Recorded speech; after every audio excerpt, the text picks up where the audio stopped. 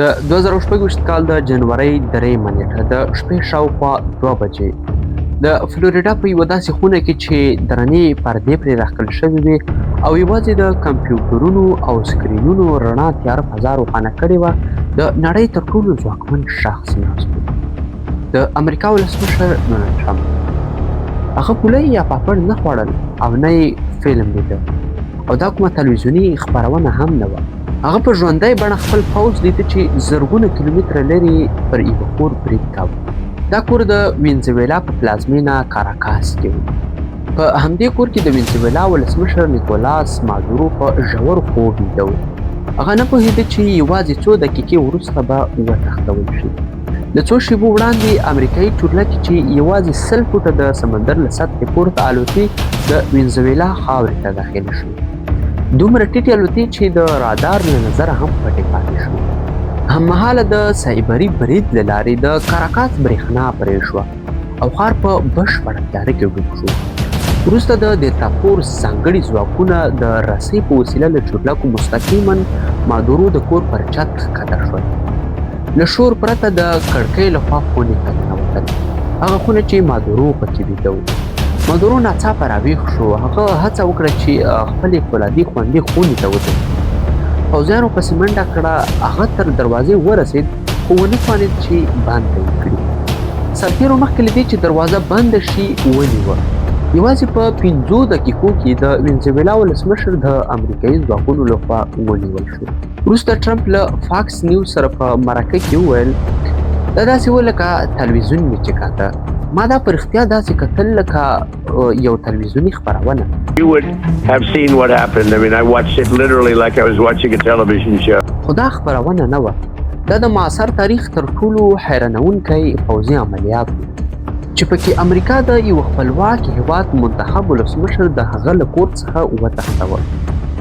Late last night and early today, at my direction, conducted an extraordinary military operation to bring outlaw dictator Nicolas Maduro to justice. سبا سهار چې دا خبر خور شو ټوله نړۍ یې ولړزوله. Venezuela's long-time president is out of power. In a midnight operation called Absolute Resolve, the US arrested Nicolas Maduro from the heart of Caracas. د ابسولوټ ریزالف په نوم د نیمې شپې عملیاتو کې امریکا د کاراکاس په زړه کې نیکولاس مادورو ونیوه چې اوس د نړۍ مخې ته 2 سترې پوښتنې راپورته شوې. لومړی دا چې امریکا ولې دا کار وکړ، او دوهم دا چې آیا واقعا دومره اسانه ده چې امریکا د بل هیواد ولسمشر وتښتوي؟ که هو نو نړیوال نظام څه شو؟ آیا له دې وروسته هر هیواد باید په ویره کې ژوند وکړي؟ د یوناست ولسمشر نیول په یوه شپه کې نه کېږي. دا عملیات څو میاشتې مخکې پلان شوي. هغه وخت چې نړۍ فکر کاوه په وینزویلا کې هر څه عادي روان دي. د 2025 کال په اګست کې CIA په پټه یوه کوچنۍ ډله وینزویلا ته ولېږله. د دې ډلې دنده دا وه چې د مادورو هر حرکت تعریف کړي. هغه چیرته اوسېږي، چیرته سفر کوي، څه خوري، څه اغوندي، حتی د هغه د کورنیو حیواناتو په اړه هم معلومات راټولېدل. هره کوچنۍ جزیه ثبتېدله. سربیره پر دې CIA د وینزویلا د حکومت دننه یوه پټه سرچینه درلوده. دې داخلي کس د مادورو د دقیق موقعیت او تګ راتګ معلومات امریکا ته لیږل. که څه هم په فلمونو کې دا کار اسانه ښکاري، خو په حقیقت کې دا خورا خطرناک ماموریت و. دغه جاسوس هیڅ ډول رسمي ډیپلوماتیک خوندیتوب نه درلود.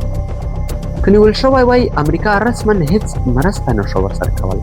د عملیاتو لپاره زمینه ورو ورو برابرېده، خو هغوی یوې پلمې یا حرکت ته انتظار کوه. د 2025 کال په نومبر کې د ټرمپ او مادورو ترمنځ یوه ټلیفوني اړیکه وشوه. ټرمپ په ښکاره مادورو ته وویل چې واک پرېږدي او له هېواده لاس واخلي، او دا به د هغه لپاره تر ټولو ښه انتخاب وي. په اصل کې دا یو الټیمیټم و، یو قاطع خبرداری. خو مادورو دا وړاندیز رد کړ. وروسته د امریکا د بهرنیو چارو وزیر مارکو روبیو په یوه خبري غونډه کې وویل چې مادورو ته ډیر سخاوتمندانه وړاندیزونه ورکړل شوي، خو هغه ونه منل. But I want to be clear about one thing. Nicolas Maduro had multiple opportunities to avoid this. He was provided multiple very, very, very generous offers and chose instead to act like a wild man, chose instead to play around. And the result is what we saw today. د مادورو له انکار وروسته عملیات پرمختللي پړاو ته داخل شول. د میشن امپاسبل په څیر تمرینونه. په کینټکی ایالت کې امریکایي ځواکونو د مادورو د استوګنځي عین نقل جوړ کړ. دلتا فورس ځانګړو ځواکونو هلته بیا تمرین کاوه. د دې ترڅنګ امریکا د وینزویلا شاوخوا جنگي الوتکې، سمندري ځانګړي الوتکې او ریپر ډرونونه ځای پر ځای کړي. د دسمبر په 25مه د کرسمس په ورځ ټرمپ رسمي اجازه ورکړه چې عملیات ترسره شي. خو ولې کرسمس؟ ځکه په دې ورځو کې ډیری وینزویلایي پوځیان رخصت وي. خو دلته هم یوه ستونزه پیدا شوه، د موسم خرابوالی. عملیات څو ورځې ځنډېدلې پاتې شوه. اوس امریکا د مناسبې هوا انتظار کاوه او بالاخره د 2026 کال د جنورۍ په 3 نیټه هوا لږه صافه شوه. د شپې په 10 بجې او 46 دقیقې ټرمپ وروستۍ اجازه ورکړه او له همدې ځایه هغه بېساری عملیات پیل شو.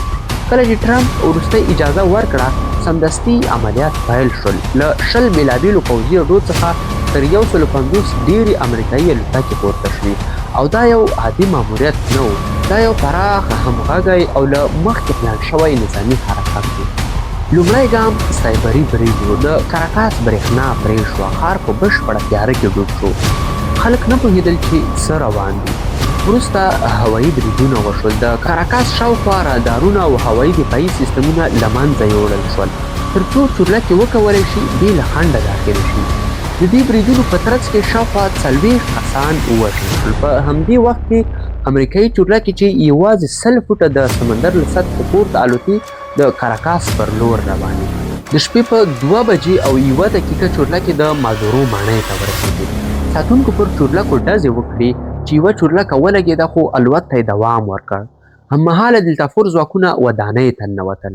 یوازې په 3 دقیقو کې د مادورو دقیق ځای ته ځان ورسوه. مادورو له خپلې میرمنې سیلیا فلوري سره ویده و. کله چې ځانګړي ځواکونه ورننوتل، مادورو خپلې خوندي فولادي خونې ته منډه کړه. خو مخکې له دې چې دروازه بنده کړي ونیول شو. یوازې په 5 دقیقو کې د وینزویلا ولسمشر ونیول شو. له هغه ځایه هغه په چورلکه کې د US لو جیما بیړۍ ته ولېږدول شو. وروسته د کیوبا ګوانتانامو پوځي اډې ته انتقال شو او بیا د نیویارک سټیورټ ایرنیشنل ګارد بیس ته انتقال شو. او وروسته هغه انځورونه خپاره شول چې پکې د بل هېواد ولسمشر په زنځیرونو کې په امریکایي خاوره ولاړ و. خو پوښتنې دا دي چې ولې دا کار ترسره شو؟ رسمي دلیل یې څه و؟ د ټرمپ پلویان وایي چې مادورو یو دیکتاتور و او دا عملیات د ډیموکراسۍ او بشري حقونو د بیرته راګرځولو لپاره ترسره شول. ټرمپ ویل چې دا د نشه یي توکو د قاچاق له امله و. خو د دې تر شا اصلي پوښتنه دا ده چې آیا رښتیا هم موضوع یوازې نشه یي توکي وو که اصلي موضوع بل څه وه؟ دې ځواب ته د رسېدو لپاره باید د وینزویلا او د هغې د تیلو زیرمو ته وګورو. که موږ وغواړو چې د دې عملیاتو اصلي علت درک کړو، نو باید د وینزویلا د تیلو تاریخ ته ور وګرځو. وینزویلا په نړۍ کې د خامو تیلو تر ټولو سترې ثبت شوې زیرمې لري، شاوخوا 303 میلیارده بیرله تیل. دا اندازه د سعودي عربستان، ایران او حتی د امریکا څخه هم زیاته ده. تیل په وینزویلا کې په 1922 کال کې وموندل شول. تر 1929 پورې وینزویلا د نړۍ دوهم ستر تیلو تولیدونکی هېواد شو. وروسته امریکایي د تیلو شرکتونو په پراخه کچه هلته فعالیت پیل کړ. هر چا د وینزویلا تیلو ته اړتیا درلوده. خو د دې تر شا هم یو علت شته، ځکه د وینزویلا تیل درانه او تروش دي. دا تیل د ډیزل، اسفالټ او صنعتي سونګ موادو لپاره ډیر مناسب دي. برعکس امریکایي تیل سپک او خواږه دي چې تر ډیره د پټرول لپاره کاریږي. تر 1980 لسیزې پورې د امریکا ډیری تصفیې خونې د وینزویلا د درنو تیلو لپاره جوړې شوې وې، څو په 1980 کال کې وینزویلا خپله ملي د تیلو کمپنۍ PDVSA جوړه کړه. خو اصلي بدلون په 1999 کال کې راغی، کله چې هوګو چاویز واک ته ورسېد. چاویز د تیلو صنعت ملي کړ.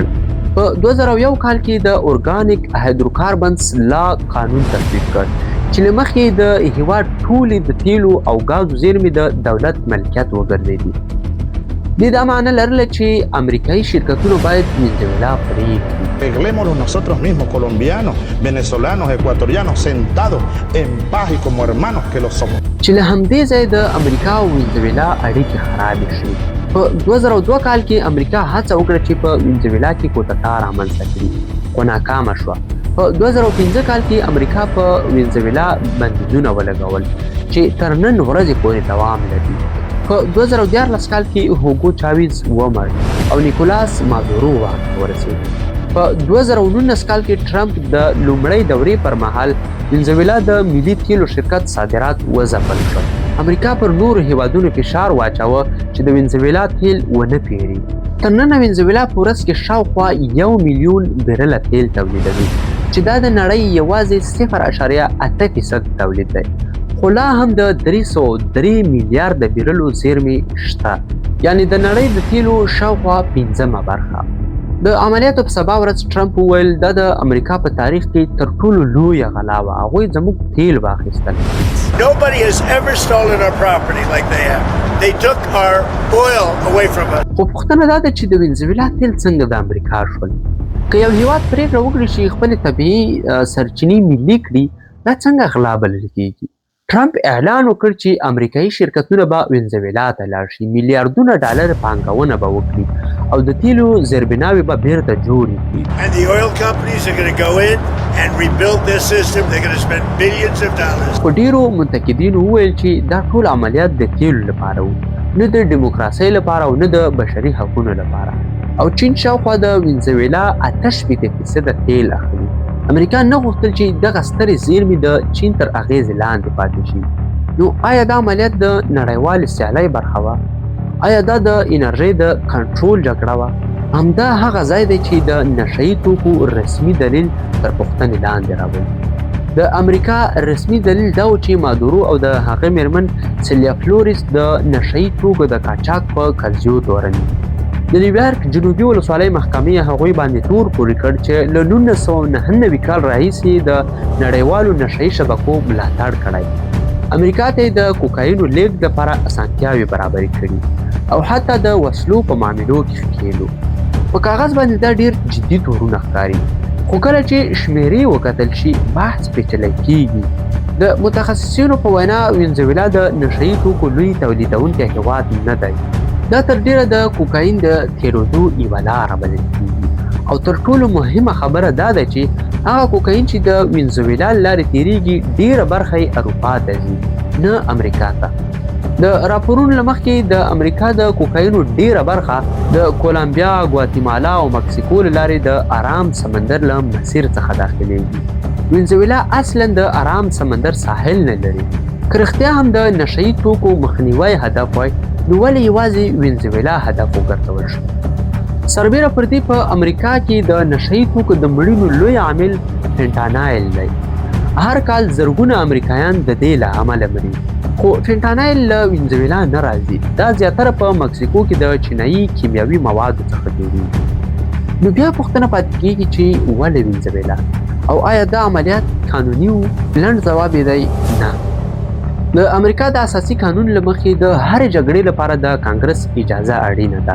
ولسمشر یوازې په خپله د جګړې اعلان نشي کولی، خو په دې قضیه کې کانګرس رسمي اجازه نه وه ورکړې. ځینې امریکایي وکیلانو او سناتورانو دا د قانون سرغړونه وبلله او د استزاع غوښتنه یې وکړه. د ټرمپ اداره وایي چې دا جګړه نه وه بلکې یوازې د قانون پلي کول و، یعنې هغوی مادورو یو تورن مجرم بولي چې نیول یې اړین و.